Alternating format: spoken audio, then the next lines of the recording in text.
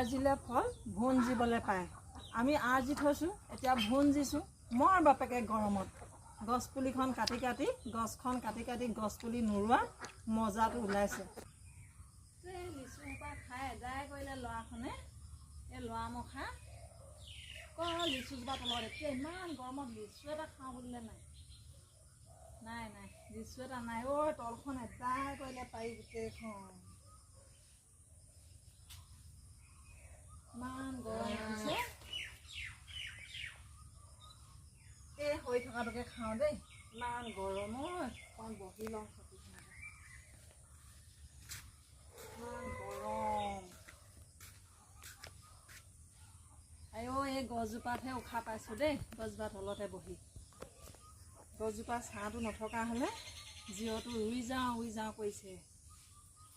ইমান গৰম পৰিছে। মানুহে গছ গছনি কাটি গোটেই খাস্তাং কৰিলে।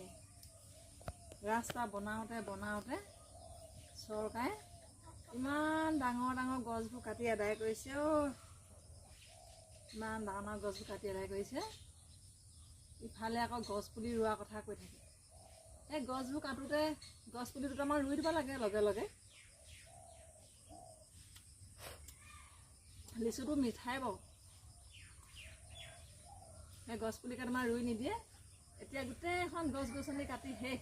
ঘৰ দুৱাৰ বনাই, ৰাস্তা বনাই, ফেক্টৰী বনাই, কোম্পানী বনাই শেষ। আমিনো গাঁৱৰ মানুহে কি জানো আৰু। এতিয়া আমাৰ গছজোপা আছে কাৰণে তলতে বহিবলৈ হৈছে।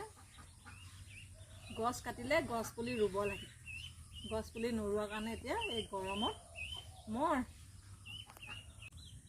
এয়াকে কয় বোলে আৰ্জিলে ফল ভোন পায়।